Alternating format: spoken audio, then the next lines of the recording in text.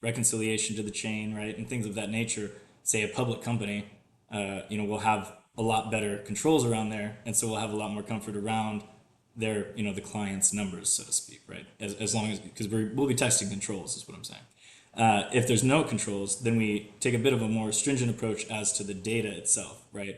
So reconciliations in a non-control rely audit are not going to be relevant, right? So for the client's reconciliations, they will help support the reliability and the ability of management to appropriately report their balances and their transaction histories and things. So it's regardless of what type of audit we're performing, it's good to see, especially something like a quarterly blockchain reconciliation, right, between the client's books and records and what's appearing on chain.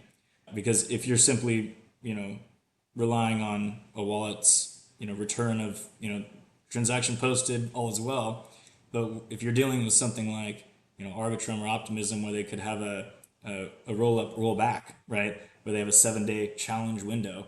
I think ARB has that 7-day challenge window, right? So if I post a transaction, I post it to my ledger, and I go about my business for the next 3 months. I don't think it's happened. I don't think that historically it's happened yet, but it could potentially be rolled back, right, within that 7-day challenge window.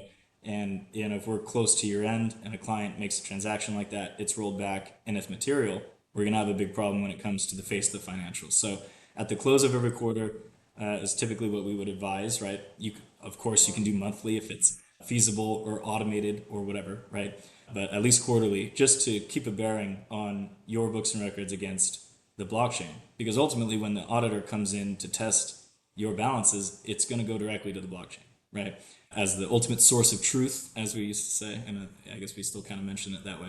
Because no matter what anyone says, right, for say Bitcoin, taking a simple example, whatever Bitcoin shows you is the state of the chain, right? Whatever in sync, under consensus nodes show you is the truth, right? Regardless if there was malicious activity or a hack or this or that,